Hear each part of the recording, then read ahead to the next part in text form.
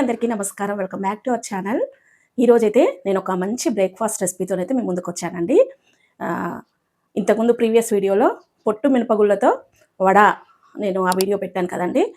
ఈరోజు పొట్టు పెసలు ఉంటాయి కదండి, వాటితో దోశ ఏ విధంగా ప్రిపేర్ చేసుకోవాలనేది అయితే నేను ఈ వీడియోలో మీకు చూపించాలనుకుంటున్నానండి. అయితే ఈ పొట్టు పెసర్లు, నెక్స్ట్ కొన్ని రైస్, ఇంకా దాంట్లో ఏవేవి ఇంగ్రీడియంట్స్ వేయాలో నేనైతే మీకు చూపిస్తానండి. మనం పొట్టు తీయకుండా చేస్తే చాలా టేస్ట్ ఉంటుందండి. నేను ఒకసారి అయితే మీకు ఎలా ప్రిపేర్ చేయాలనేది అయితే చూపిస్తాను. నేను పావు కేజీ పెసర్లు తీసుకున్నానండి. పావు కేజీ పెసర్లలో ఒక చిన్న tea glass rice, ration rice ఉంటాయి కదండి, అవి యాడ్ చేశాను. నెక్స్ట్ వచ్చేసి ఒక చిన్న టీ గ్లాసు మినపప్పు, పొట్టు మినపప్పు యాడ్ చేశానండి. పొట్టు మినపప్పు టీ గ్లాసు. నెక్స్ట్ వచ్చేసి రైస్, రేషన్ రైస్ ఒక 50 గ్రామ్స్ అనుకోండి అలా. నెక్స్ట్ వచ్చేసి పావు కేజీ పెసర్లు. ఇవన్నీ కూడా నైట్ నానబెట్టానండి. మనం మార్నింగ్ చేసుకోవాలంటే నైట్ నానబెడితే సరిపోతుంది. ఒక 3-4 టైమ్స్ మంచిగా వాష్ చేసుకోవాలండి. చేసుకొని నానబెట్టుకోవాలి. చక్కగా నానతాయండి. ఇంకా ఇవి ఇప్పుడు మనము పొట్టు తీయకుండానే మనం మిక్సీ చేసుకోవాలండి. మార్నింగ్ లేసిన తర్వాత కూడా ఒక్కసారి కడిగేసుకొని మనం పక్కన పెట్టుకొని, నెక్స్ట్ వచ్చేసి దీంట్లో పచ్చిమిర్చి ఒక 6-7 పచ్చిమిర్చి అయితే మనము వేసుకోవాలండి. 6-7 పచ్చిమిరపకాయలు వేసుకోవాలి. నెక్స్ట్ ఒక చిన్న అల్లం ముక్క, అంటే ఇది మంచి ఫ్లేవర్ వస్తుందండి. ఇది మనము ఖచ్చితంగా దీంట్లో వేస్తే చాలా బాగుంటుంది. ఇవి వేసేసి మనము మిక్సీ పట్టుకోవాలి. కొంచెం సాల్ట్, వాటర్ వేసుకుంటూ మనము మిక్సీ పట్టుకోవాలండి. నేను మిక్సీ పట్టాక నేను చూసానండి. ఇది నేను మిక్సీ పట్టేశాను. ఇంకా ఇలా ఈ పిండి అంతా కూడా ఇలా చక్కగా కలుపుకొని, ఇందులో ఆల్రెడీ నేను సాల్ట్ కూడా వేసానండి. మనకు ఎంత పిండి కావాలో అది మనము తీసేసుకొని మిగతాది మనం స్టోర్ చేసుకోవచ్చండి. ఒక ½ అన్ అవర్ బయటనే పెట్టాలండి. వెంటనే ఫ్రిడ్జ్లో పెట్టేయొద్దు. ఒక ½ అన్ అవర్ బయట పెడితే కొంచెం ఫెర్మెంట్ అవుతుందండి. చూడండి, నాకు ఇంత పిండి అయితే సరిపోతుంది. నేను ఇది పెట్టేసి ఇదైతే స్టోర్ చేసేస్తాను. ఇవన్నీ కూడా, అంటే ఈ పిండి అయినా ఇందులోదైనా సరే ½ అన్ అవర్ నేను బయట పెట్టిన తర్వాత ఇది స్టోర్ చేసేసుకుంటాను. ఇది దోశ చేస్తానండి. ఓకేనా అండి? చూసారు కదండి, నేను ½ అన్ అవర్ తర్వాత తీసాను. చూడండి ఎంత చక్కగా స్మూత్ అవుతుంది అన్నమాట.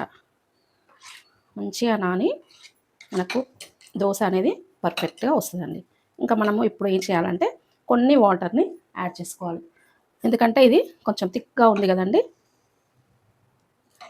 చూడండి, మనకు దోశకి ఇంత థిక్గా ఉంటే దోశ సరిగా రాదు. సో మనమైతే కొన్ని వాటర్ యాడ్ చేసుకుంటూ మనం చూసుకోవాలండి. ఇంకా కొన్ని వాటర్ అయితే వేయాల్సి వస్తుంది. చూడండి, ఇంకా కొన్ని వాటర్ వేస్తున్నాను. ఆల్రెడీ నేను ప్యాన్ అయితే పెట్టేసుకున్నానండి.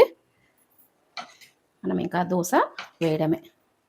ఇంకా మనము కొంచెం ఆయిల్ ప్యాన్ మీద వేసేసుకొని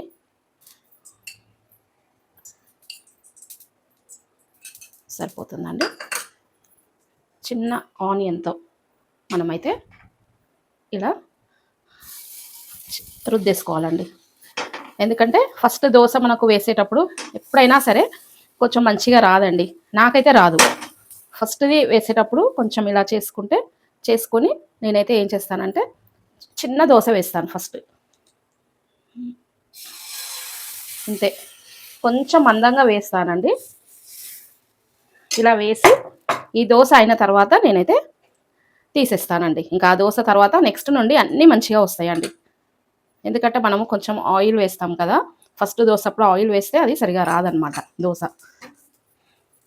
సో నేనైతే ఇలా ఫస్ట్ దోశ వేసేటప్పుడు చిన్నది వేస్తాను. వేసిన తర్వాత నెక్స్ట్ నుండి పెద్దగా వేస్తాను. ఫస్ట్ది కొంచెము అటు ఇటు అయినా మనకు చిన్నదే కాబట్టి ఏమనిపించదు. చూడండి, ఈ దోశ మనము ప్యాన్ మాత్రం మంచిగా హీట్ అవ్వాలండి. హీట్ అవుతేనే దోశ మనకు పర్ఫెక్ట్గా వస్తుంది. చూడండి, ఇంకా ఇప్పుడు ఇది చిన్నది కదండి, ఇక ఇది తీసేస్తాను.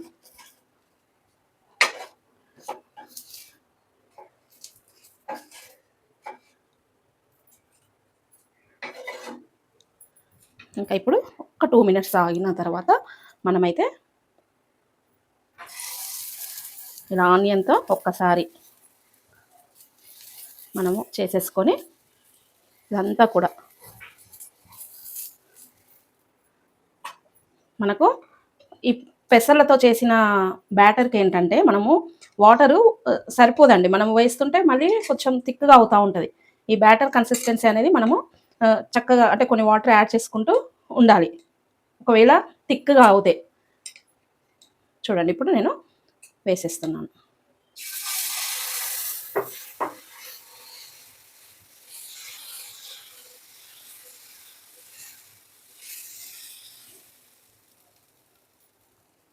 ఇంకా ఇలా వేసిన తర్వాత మనము కొంచెం ఆయిల్ ఇక్కడ సైడ్స్కి ఈ చివర్లో ఉంది కదండి, మధ్యలో కొంచెము ఇలా వేసుకుంటే పర్ఫెక్ట్గా వస్తుందండి. కొంచెం ఆయిలే మనము ఎడ్జెస్కి వేస్తే సరిపోతుంది, కొంచెం మిడిల్లో వేసుకోవాలి.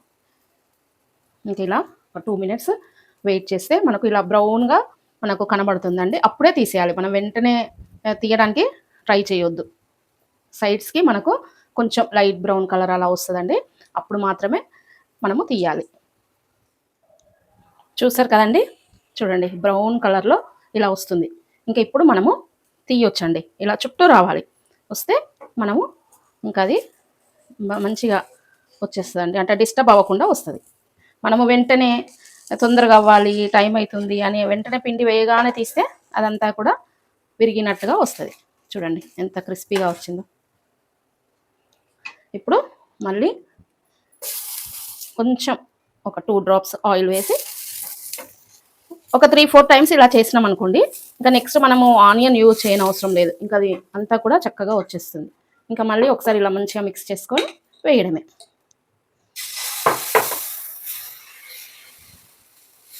మనం ఇందులో పచ్చిమిర్చి, అల్లం కూడా వేసామండి, మంచి టేస్ట్ వస్తుంది. చూడండి ఇలా.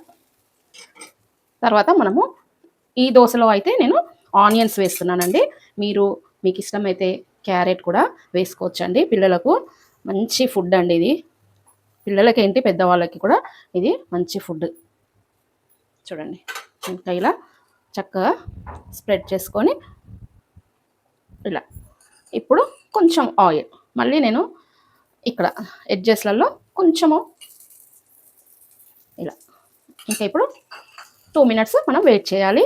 చుట్టూ కూడా బ్రౌన్ కలర్లో వచ్చేదాకా మనం వెయిట్ చేయాలండి. చూడండి చుట్టూ బ్రౌన్ కలర్ వచ్చేసిందండి. ఇంకా మనకు దోశ చూడండి ఇలా ఉండాలన్నమాట. ఇలా ఎంత ఈజీగా వచ్చింది చూడండి. ఇంకా బ్యాక్ సైడ్ కూడా మనకు క్రింది వైపు ఎంత బ్రౌన్ కలర్లో వచ్చిందో చూడండి. ఇంకా ఇప్పుడు దీన్ని మనము ఇలా ఫోల్డ్ చేసుకోవడమే. చూడండి ఇంకా ఇది నేను ఆఫ్ చేస్తున్నానండి.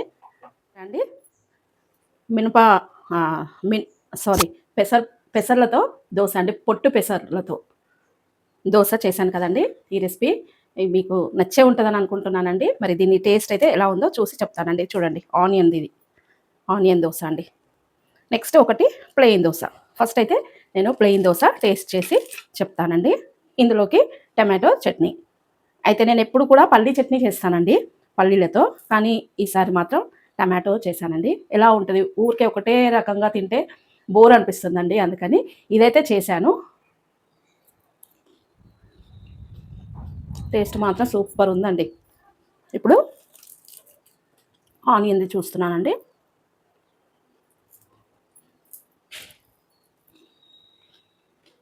టేస్ట్ మాత్రం అదుర్స్ అండి, ఎందుకంటే పొట్టు మినపప్పు, పొట్టు పెసర్లతో చేసినాం కాబట్టి టేస్ట్ అయితే సూపర్ అంటే సూపర్గా ఉందండి. మీరు కూడా ట్రై చేయండి, ఎందుకంటే పొట్టు పెసర్లలో మనకు వైటమిన్ సి ఉంటుందండి, మంచి ఫైబర్ ఉంటుంది, కొలెస్ట్రాల్ అనేది ఉండదండి. కాబట్టి మనమైతే ఇవి చేసుకోవడం వల్ల మనకు పిల్లలకైతే మార్నింగ్ బ్రేక్ఫాస్ట్లో ఇస్తే వాళ్ళకి లంచ్ వరకు కూడా ఆకలి అవ్వదండి. ఇంకోటి ఏంటంటే జంక్ ఫుడ్ వైపు వెళ్ళరండి. జంక్ ఫుడ్ తినాలనిపించదు, ఎందుకంటే టమ్మీ ఫుల్గా అనిపిస్తుంది. ఇలాంటి పొట్టు పప్పులతో చేస్తే మనకేంటంటే టమ్మీ ఫుల్ అనిపిస్తుంది, మనకి ఇంకా వేరేది ఏది తినాలనిపించదు. కాబట్టి పిల్లలకు బ్రేక్ఫాస్ట్లో ఇలాంటివి పెడితే స్కూల్లో వాళ్ళకు ఆకలి అవ్వదు. అంటే లంచ్ వరకు కూడా వాళ్ళకు మంచిగా ఉంటుందన్నమాట. నెక్స్ట్ ఇది హెల్త్కి కూడా చాలా మంచివి, ఇవి రెండూ మంచివే. పెసరపప్పు, పొట్టు పెసర్లు మంచివే, పొట్టు పప్పు కూడా మంచిదే. ఇవి రెండు కూడా మన బాడీకి చాలా మంచివి. అందులో ఫైబర్ పుష్కలంగా ఉంటుంది, కాన్స్టిపేషన్ రాకుండా ఉంటుంది. వెయిట్ తగ్గాలి అనుకునే వాళ్ళకు కూడా ఇది చాలా మంచి ఫుడ్ అనమాట. ఎందుకంటే ఆకలి అవ్వదు. మనం 2 దోశ తిన్నామనుకోండి, లేదంటే ఒక్కటి తిన్నా సరే మనకు బ్రేక్ఫాస్ట్ అయిపోయినట్టే, టమ్మీ ఫుల్గా అనిపిస్తుంది. కాబట్టి ఇలాంటివి మనం మన బ్రేక్ఫాస్ట్లో ఇలాంటివి కనుక యాడ్ చేసుకుంటే మనకు వడ చేసుకోవచ్చు, ఇడ్లీ కూడా పొట్టు తీయకుండానే ఇడ్లీ చేసుకోవచ్చు, దోశ చేసుకోవచ్చు, ఇంకా రకరకాల ఐటమ్స్ని మనం చేసుకోవచ్చు. కాబట్టి ఇలాంటివి కూడా మీరు ట్రై చేయండి. టేస్ట్ అయితే చాలా బాగుందండి. మరి ఈ వీడియో మీకు నచ్చిందని అనుకుంటున్నానండి. నచ్చితే కనుక లైక్ చేయండి, షేర్ చేయండి, సబ్స్క్రైబ్ చేయండి, కామెంట్ చేయండి. మరి మరొక మంచి రెసిపీతో మీ ముందుకు వస్తానండి. బాయ్ అండి.